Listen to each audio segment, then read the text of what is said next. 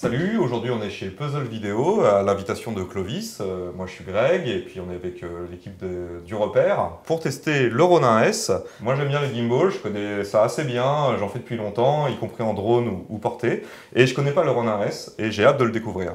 Ok, cool. Si on ouvrait cette boîte. Bah, ça marche. Bon, Ronin S, tout le monde connaît, je pense, les stabilisateurs Ronin. C'est pas une nouveauté. Tout le monde a déjà entendu parler du Ronin S. Nouveau stabilisateur à une main. C'est quoi ta première impression, toi, en C'est que boîte? c'est bien packagé, que c'est toujours agréable de recevoir un objet, qu'il a l'air très bien fini. Sans le toucher même, voilà, on a envie de le toucher et ça a l'air d'être de la bonne qualité. Moi, j'ai juste un truc. Alors effectivement, quand on a ouvert la première fois la puzzle, on s'est dit, ouais, c'est bien, tu vois, t'es pas volé, t'as une valise qui est cool. C'est pas un vieux carton pourri avec une sirène qui part partout, à la poubelle. C'est ce qu'ils nous avaient fait sur le Ronin MX et sur le Ronin M. Et c'est bien. Sauf que moi, j'ai quand même deux réserves dessus. La première, c'est la matière de la valise qui est une sorte de... Je sais pas, une mousse compressée, c'est du pas. recyclé, c'est pour sauver la planète. Ou peut-être pas du tout, hein, je sais pas. Mais non, du coup, je me demande si vraiment ça va tenir un coup à force d'être jeté au cul du camion ou au fond du coffre, en dessous des caisses et tout. Je sais pas combien de temps ça va tenir. Donc ça, c'est une première remarque. Mais pour le moment, écoute, ça tient. Pour le prix. Et ça part souvent en loc chez nous. C'est tant mieux. Ouais, pour le prix, c'est tant mieux que. Ça évite d'acheter une pellicaisse quand même. Exactement. Et deuxième truc, par contre, que je trouve vraiment dommage, je pense que ça a été mal pensé pour le coup, c'est que tout est bien compartimenté pour que les pièces soient bien tenues en place. Sauf qu'il n'y a pas suffisamment de place pour. Garder ton preset et le ranger vite, le ressortir vite. Exactement. Donc en fait, voilà, c'est vraiment pour le voyage. Et après, on le sort pas, on le re-rentre pas, on le laisse monter pendant tout le tournage. C'est ça. Bon, c'est vrai que c'est un peu dommage. Et c'est dommage. Nous, on a plein d'équipes qui viennent de faire des tests ici, qui font tout leur réglage et tout. Et quand tu utilises les autres stabilisateurs, que ce soit les gros Ronin ou les autres stabilisateurs une main, ils font leur petit preset. Tu laisses tes presets, bien sûr. Et après, ils rangent, ils touchent à aucune des vis, alors que là, tu es obligé de tout desserrer. Tu repars de zéro à chaque fois. Et c'est dommage. C'est vrai. Maintenant, c'est vrai que le produit, quand on ouvre, vraiment, il est bien fini. Il est cool. Il est cool. Ça fait quand même plaisir. Ouais. Bon, après, rien n'empêche d'acheter un autre sac. Si tu me montrais comment on l'assemble. Alors, tu as amené une caméra, il a amené une caméra. J'ai amené une caméra énorme, un truc de cinéma, un RX100 Mark IV. Vous allez me dire, il est complètement fou. L'avantage de ce matériel, c'est que ça porte super lourd. Hein, je crois que c'est 3 kg, même plus que ça, 3,6 kg. Ouais. Et il est complètement inconscient. Mais justement, c'est lourd. Et le défaut des gimbals portés à la main, c'est que c'est très fatigant. Et donc, plus ils sont lourds, plus c'est un défaut. Et je me suis dit, est-ce qu'on ne peut pas compenser le fait qu'il soit un peu plus lourd que la concurrence en mettant un appareil le plus léger, ou un de ceux des plus légers qui existent, qui fait quand même des belles images. Et puis on va essayer ça tout de suite. Là, tu veux voir si ça fonctionne aussi bien avec une caméra lourde qu'avec un boîtier qui fait 200 grammes. Quoi. Et si du coup ça pourrait pas compenser le fait que son poids excessif se fasse sentir dans la journée, peut-être avec une caméra très légère, finalement ça s'annule. Exactement, pour des plans en caméra B, sachant que pour des plans de fiction où là tu vas étudier ton plan, c'est fait pour se ruiner, tu mettras ta grosse caméra dessus, même là-dessus, tu feras un plan 2 fois, 10 fois et après tu le rangeras. Donc tu vas pas le porter toute la journée. Ouais. Voilà, c'est l'idée. Alors, ce que je vous propose,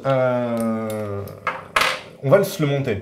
Avec dans la caisse, en fait, DJI a fourni un petit trépied comme ça. C'est très bien ça. Qui se pose sur une table, c'est cool. Mais pour qu'on puisse facilement. Mieux voir, on va le mettre là-dessus, d'accord. Exactement. Okay. On va pas utiliser ce pied-là, on va se le mettre de côté et on va plutôt utiliser une semelle avec une rotule. Cette poignée, pour moi, est un mystère. Parce que cette poignée, donc, elle est super bien usinée. Tu as vu, tu peux toucher, tu as un joli grip et tout dessus. C'est cool. En dessous, là, on a 2 pas de vis. Je ne sais pas si vous les voyez bien. Pour mettre le petit pied, j'imagine. Pour mettre le pied, n'importe quel pied. Et pour mettre un autre accessoire, parce que tu vois, tu as un pas Kodak et un pas Congrès, donc tu es bien. Mais cette poignée a une batterie intégrée. Oui. Là, c'est un petit peu chiant parce que je me dis au moment où ils vont la vendre séparément, parce que bon, c'est pas le cas. Ça va être un peu cher. Ça va coûter un bras parce que tu vas repayer du coup tout l'habillage. Mais en plus de ça, cette batterie n'a pas de port de charge intégré. Non.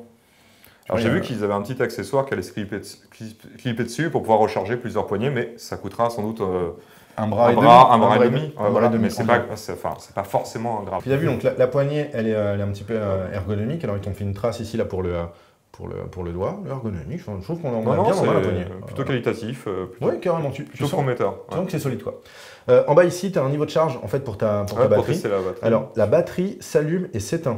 Exactement comme toutes les batteries de DJI. Ouais. C'est ou bien un appui long, ou bien sinon tu un appui court et un appui long, ça va un peu plus vite. Tac tac, allez, on va se le setup ici. elle se tourne dans le bon sens. Sur le dessus, juste là, je ne sais pas si vous voyez bien, on a tous les connecteurs nécessaires pour venir mettre le reste du gimbal. On va s'empresser de sortir. Hop, donc, le voilà. Et je pense que ça, tu as peut-être envie de le sous-peser. Un petit peu, ouais, parce que je pense que c'est le nerf de la guerre. Je te sers tout ça, voilà, pour pas qu'il se balade. On va voir, c'est là où le poids sera. Il y en a. De tous les gimbals à une main, c'est le plus lourd.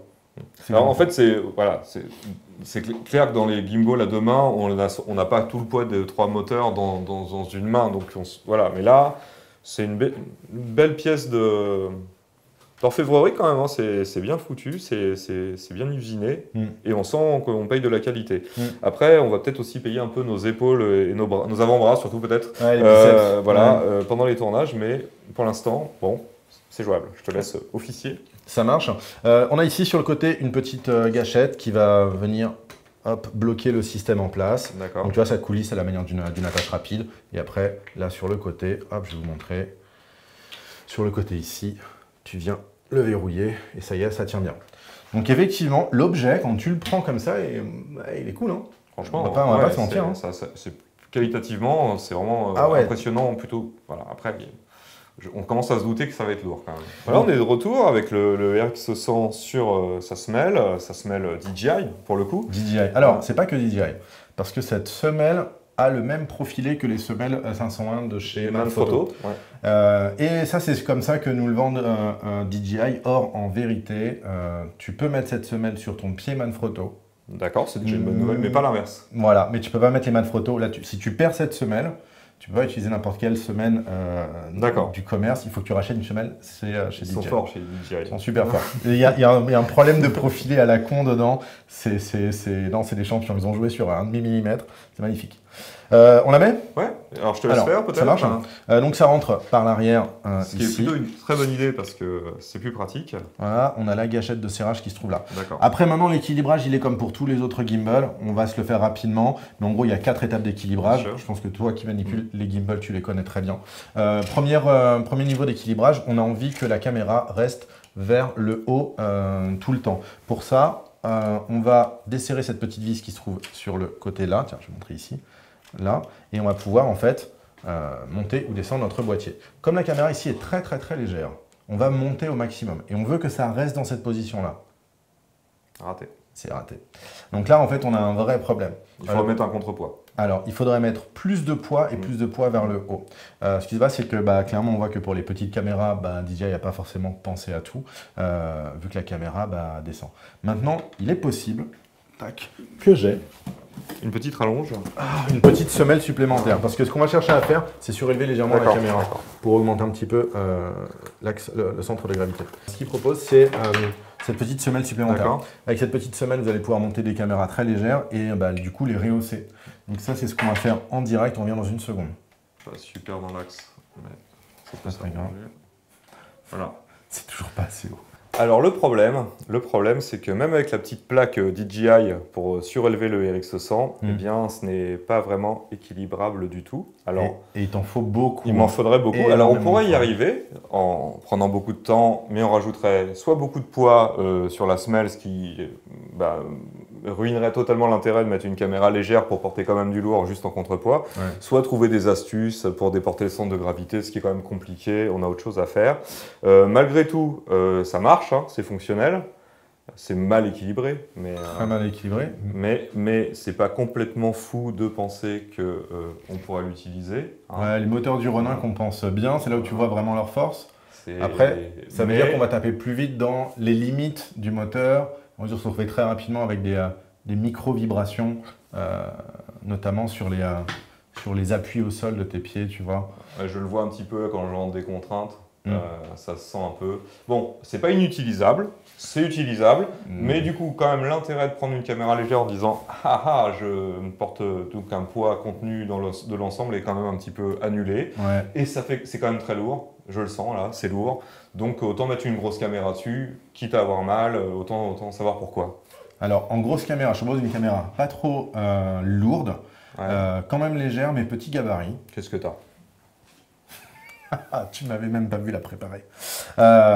Une Blackmagic Pocket Cinema caméra 4K. Dessus, petite optique, 12-35 Panasonic, légère, optique à 2.8 et la caméra est vraiment pas lourde. A priori, c'est plus lourd que le VRX100. On devrait y arriver. C'est plus lourd. Voilà. C'est sensiblement le même poids qu'un GH5 en fait. Ok. Donc on est quand même en dessous des DSLR qui passent 5D. Mais ça marche. Ok, on met la semelle et tout. C'est parti, on s'en occupe. Ok. Donc voilà, on a mis notre semelle sur la Blackmagic. On va juste la glisser à l'intérieur. Il y a comme un petit souci, j'ai l'impression. Décidément, c'est la vidéo de surprise. Oh punaise! Waouh! Ok, attends. Est-ce que je suis bien au bout? Ça se trouve, je suis pas au bout et je peux quand même la rentrer. Il n'y a pas grand-chose. Hein. Waouh! Ok, donc en fait, la caméra, la Blackmagic Pocket 4K, est légèrement trop grande pour rentrer à l'intérieur du berceau. Donc là, du coup, ce que je fais, je prends ma petite contrôle semelle et je vais récupérer un point d'accroche que je vais légèrement déporter du bon côté. Alors, tout d'abord, pour l'allumer, il y a un bouton. En fait, il y a deux boutons. C'est ça qui est incroyable. C'est que, tu sais, c'est cool d'allumer les choses et tes éléments et tout. Là, donc, tu as deux boutons. Tu as la batterie à allumer et après, tu as le gimbal à allumer. D'accord. Donc, si tu allumes directement le gimbal sans avoir allumé la batterie, c'est pas fonctionnel. C'est pas super malin parce que normalement, il n'y a pas de raison d'avoir la batterie allumée sans le gimbal en marche. C'est une réflexion DJI. Dans tous les produits DJI, c'est la batterie que tu allumes en fait. Ah ouais, c'est vrai. Mais bon. Donc là, du coup, ils ont décidé en plus d'allumer la batterie, d'allumer le gimbal. Par exemple, là, on a la batterie éteinte. Effectivement, le gimbal ne va pas fonctionner, quoi. Alors, pour aller avec toi sur 2-3 petits réglages. On a ici derrière, comme tu peux voir, 1, 2 et 3. Ce sont des presets. Ces presets-là vont te permettre, grâce à l'application, de pouvoir contrôler ce qu'on veut dans chaque preset, selon les besoins de tournage à un moment donné. Quoi. Tout à fait. Généralement, moi, ce que je conseille, c'est de mettre en 1 quelque chose qui soit assez doux, faire des réglages très smooth. En 2, un intermédiaire. Et en 3, je mets des réglages rapides et avec le mode qui te permet de pouvoir tourner comme ça. Qui nécessite d'avoir un réglage bien particulier que tu ne veux pas avoir sur les deux autres. Voilà. Mais au final, chacun met ce qu'il veut dans ses réglages. Moi, c'est mon petit tips. Mais voilà. Donc, tu règles tout ça via l'application. Tu sélectionnes quel mode et quel réglage tu veux, etc. La réactivité, le comportement du joystick, etc. Tu as le bouton ici, donc mode, qui te permet de passer dans les différents modes. Tu ne sais pas dans quel mode tu te trouves. C'est-à-dire, tu sais 1, 2, 3, mais tu ne sais pas du tout ce qu'il y a dedans. Les cadreurs qui n'ont pas bonne mémoire, c'est pas leur ami. Quoi. En fait, si tu utilises régulièrement ce stabilisateur, tu sauras exactement qu'est-ce que tu as mis parce que tu vas utiliser tout le temps les mêmes choses. Ce qui manque, c'est un petit écran qui te rappellerait tes presets sans avoir à sortir ton téléphone de ta poche parce qu'ils sont écrits dessus aussi, j'imagine. Oui, sur ton téléphone, ils sont écrits. Voilà. Mais je crois que DJI sort un petit écran. Tout à fait. Qui va coûter cher. Ouais, probablement. On n'a pas tout à fait le prix encore, ni la date de sortie, c'est la sortie dans les prochaines semaines, mais ouais, ils vont sortir un petit écran à rajouter en plus. Donc voilà, c'est une petite pièce supplémentaire, juste pour savoir ce qu'il y a dans tes modes. Soit on a une bonne mémoire, soit on est riche. C'est ça. On choisit. On a ici le bouton REC. Alors à quoi qui sert le bouton REC? On a sur le côté, juste là, une prise magique. Là. Alors je ne sais pas vraiment ce que c'est comme prise. Ça ressemble à une sorte de prise S-Bus, mais bizarre. Ouais, un truc comme ça. Je ne sais pas trop. Et il y a tout un tas de câbles qui sont fournis, qui partent de cette prise pour entrer jusque dans ta caméra, qui vont te permettre de pouvoir la contrôler. Notamment, pouvoir contrôler le point sur certaines optiques compatibles, pas sur toutes, et pas sur toutes les marques. Et puis pouvoir lancer le REC. Ça, c'est quasiment opérationnel sur toutes les marques. Voilà, il y a de l'USB type C. Donc, il y a selon sa caméra, on a plus ou moins de possibilités, et puis elles vont peut-être évoluer avec le temps et la collaboration des constructeurs. En tout cas, nous, en location, là, ici, quand on fait sortir le Ronin, ça n'est quasiment jamais arrivé que des gens fassent le point en même temps qu'ils tournent. Parce que quand il faut que tu penses à ton cadre, à ce qui passe dans ton action, à comment te déplacer, à ton montage, parce que si tu utilises ce truc-là, c'est pas pour filer le montage, j'ai une boîte de post-prod, c'est toi qui vas le faire aussi. Donc, tu es là-dedans. Mais en plus, t'attaquer à ton exposition, en plus, t'attaquer à ton point, en fait, c'est une tannée. Le point, c'est très précis. Donc, généralement, quand les gens le prennent, ou bien ils ont un point déporté, ou alors sinon ils sont hyperfocales. Ou en tracking visage, ou des choses comme ça. Ça marche très bien. Ça peut... Dans certaines conditions de lumière, ça peut sauver les plans. Par contre, c'est pas désagréable à... Non, c'est qualitatif. Voilà, franchement, oui, on doit pouvoir faire un point assez précis, pour peu qu'on on voit quelque chose sur un grand écran quand même à mon avis, parce que sur la Blackmagic c'est jouable. Sur le RX c'est difficile. Ouais. Oh. Ok, alors ça c'est good. On a vu les petits modes derrière. Alors évidemment on a le joystick ici hein, qui permet de pouvoir contrôler ta caméra. Et puis on a une gâchette devant. Alors la gâchette, hop, à quoi sert-elle?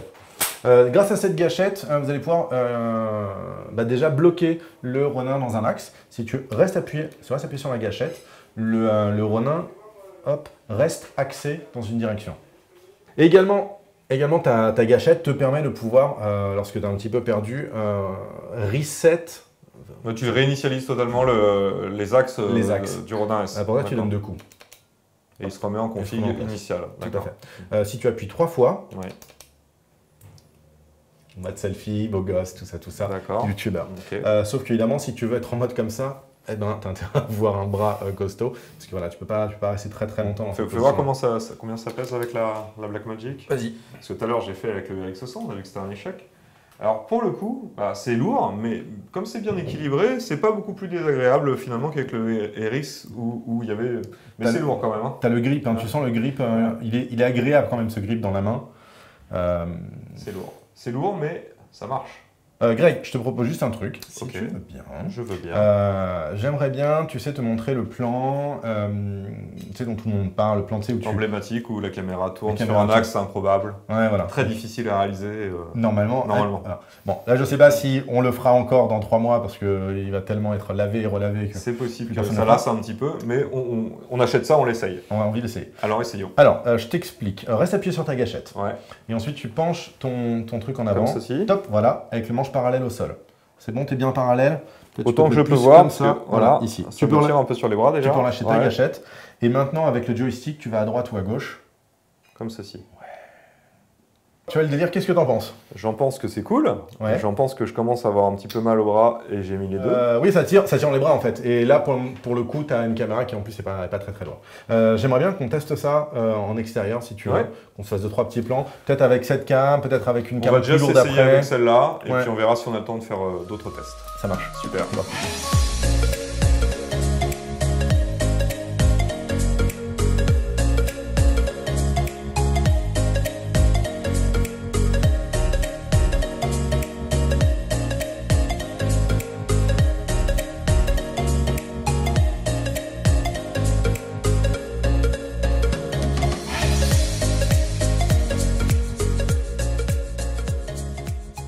Bon, là, on a vu qu'il y avait pas mal de problèmes de, je sais pas, de flottement bizarre.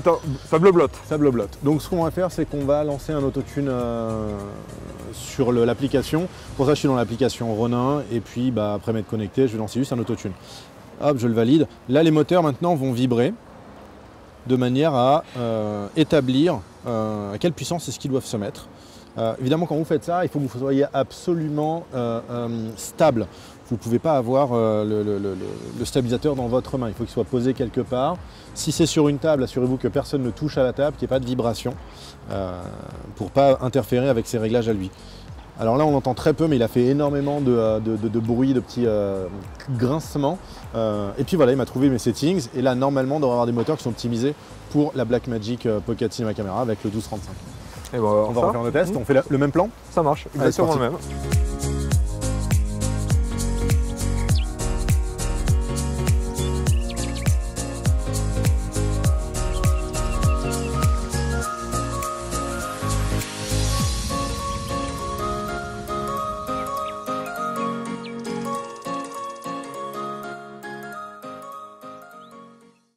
Alors moi, ce que je peux livrer comme sentiment après l'avoir vraiment essayé, et en tout cas j'ai essayé de faire mon maximum, de courir tout ce que je pouvais avec, et d'essayer des choses un petit peu compliquées, c'est que je suis plutôt surpris en bien. C'est-à-dire que tout à l'heure, le poids m'avait désespéré avec le RX, vraiment quoi. C'était un truc, je me disais, jamais, voilà. Et puis finalement, avec le pied qui fait double poignet, et puis une caméra mieux équilibrée, et une nouvelle habitude à prendre, en fait, et on s'y fait. Et c'est pas si mal que ça. C'est pas le plus léger du monde, ça tue quand même, mais c'est jouable. Donc à mon avis, quand même, il faut se demander si on a envie de ça, quoi. C'est ça que t'appelles la double poignée. C'est ça, ouais. Ça permet d'avoir. Alors le poids est essentiellement sur la main qui porte et l'autre étant en soutien, mais même un petit soutien, c'est le bienvenu. Voilà, ça reste un truc que je trouve bien fini, fiable, sympa à utiliser. La gâchette qui le reset quand on a un petit doute, c'est super. Ouais. Le fait, l'angle à 45 degrés qui permet de voir ce qu'on cadre, et d'autant plus avec le grand écran de la Blackmagic, c'est vraiment sympa ça. C'est un truc, on peut pas dire que ça soit désagréable. Bon après voilà, essentiellement c'est le poids. Voilà, il y a plein de trucs bien en gros, les moteurs sont super puissants, ok, mais c'est lourd. Si vous avez de la grosse caméra, c'est sûr qu'il faudra pouvoir porter la grosse caméra, donc il fait partie de ceux qui peuvent, qui sont plutôt plus accessibles financièrement que les plus gros. Je crois que c'est le moins cher des puissants. Dans les gimbals à une main, non, t'as Crane qui est moins mais qui porte moins lourd. Qui porte 3,2 kg à la place de 3,6 kg. Ouais, mais avec l'optique et tout, ça peut commencer à jouer. Hein. Tu comptes qu'un 5D et un 24-105, c'est 1,6 kg.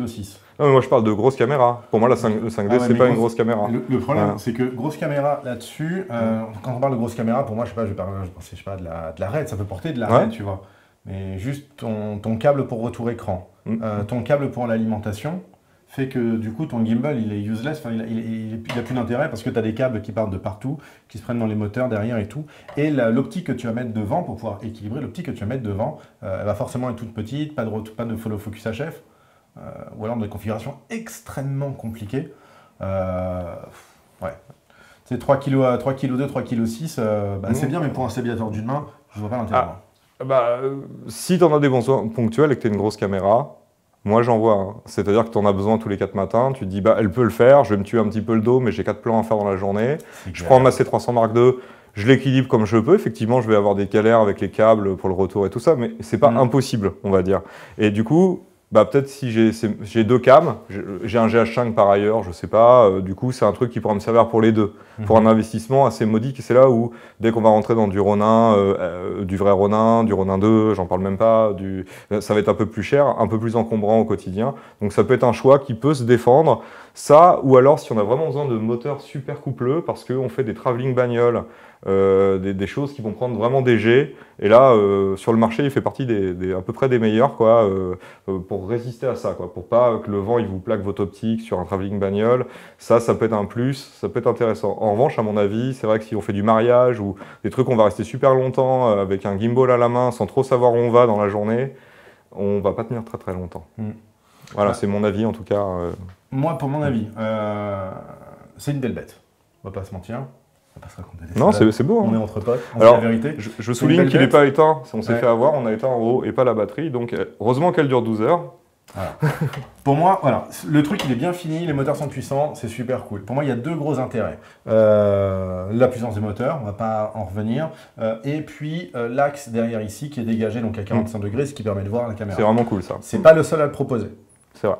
Donc le vrai intérêt, c'est la puissance des moteurs, le fait qu'il peut porter 3,6 kg, du coup il porte très lourd. Si on va porter très lourd, mais c'est-à-dire que si on met des caméras de taille et de poids correct, il va très bien les porter.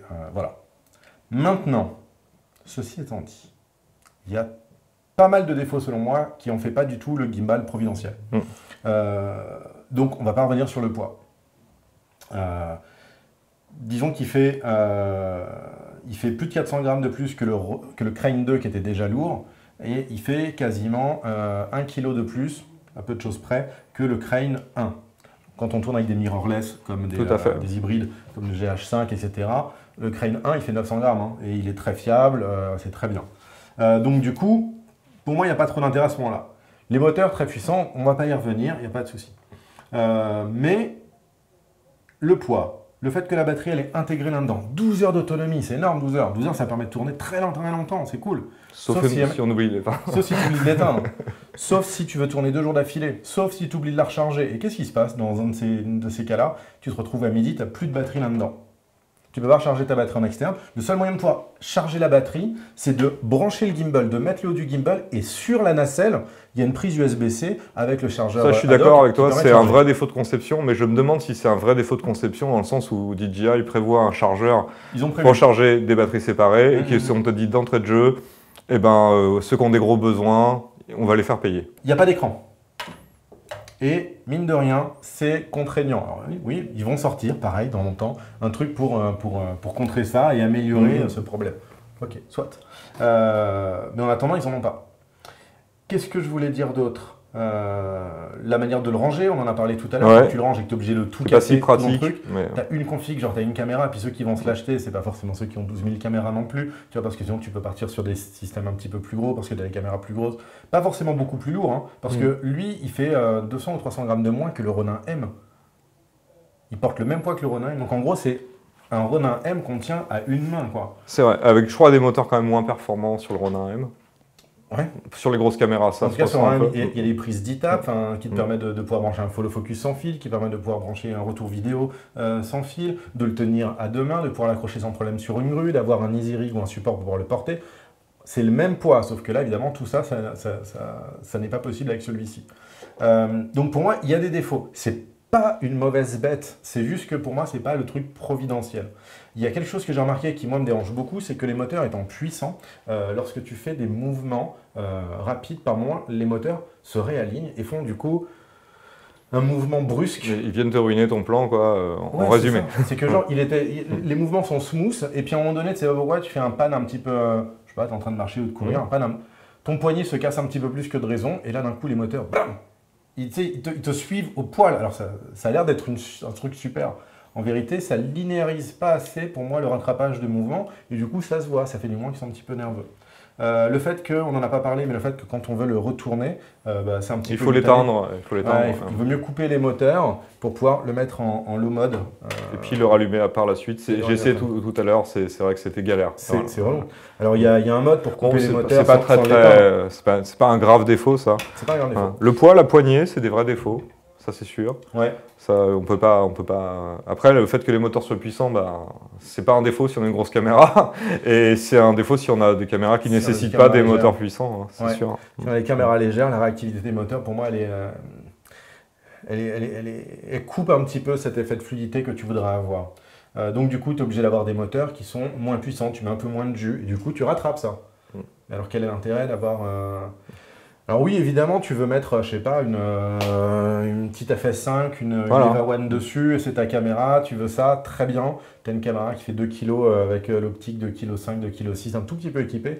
Plus ça qui fait 2 kg, c'est bien, tu as 4 kg à bout de bras. Alors les plans comme ça, tac. T'oublies. Ouais, comme... Donc voilà, et puis si jamais c'est un mariage que tu filmes ou un événement qui est très long, il vaut peut-être mieux avoir un truc qui se tienne à deux mains. On n'a pas parlé, tu sais, du mode, il y a un mode time-lapse, tu peux contrôler le truc à distance, tu peux faire des mouvements. Est-ce que tu peux mémoriser des trajectoires et les rappeler autant de fois que tu veux? Et donc, par exemple, on pourrait imaginer sur un petit plateau en direct, tu te mets ça avec une cam sur un pied, et de temps en temps, il y a un opérateur qui envoie un mouvement, genre un petit panneau, puis je pars vers le haut. Ouais. Je suis pas rentré à fond dans ces trucs-là, mais tu peux programmer, ouais. Donc, tant que tu peux les rappeler et les faire répéter à l'infini, je pense que ça peut avoir son petit... C'est un petit plus, soyons clairs, mais c'est pas négligeable. Ouais. Donc pour moi, ça reste quand même une bonne bête, il n'y a pas de problème. Est-ce que si je tourne avec un H5, c'est avec ça que je partirai? Je ne pense pas. Et d'ailleurs, la plupart de nos clients le prennent pour le tester. Mais quand ils ont des petites caméras, part plutôt avec du Crane 1, voire du Crane 2. Moi, je trouve que c'est une belle machine quand même. C'est une belle machine, voilà. sûr. Mais c'est sûr, là où tu as raison, c'est que c'est pas genre le meilleur gimbal du monde à acheter. Non. Il faut vraiment réfléchir quels sont les besoins. Ouais. Mais c'est vrai que c'est pas la réponse unique à tout, loin de là, loin de là. Mais c'est une belle machine quand même. C'est ça. Tu as autre chose à dire dessus, sur cette machine? Eh bien, écoute, non, je pense qu'on a fait le tour. Voilà. Ok. Et bon, voilà, c'est la fin de cet essai. Merci à l'équipe du Repère pour ce petit tournage. Et c'était bien sympa. Merci à toi. Avec plaisir. Cool. Et puis, à une prochaine. Salut.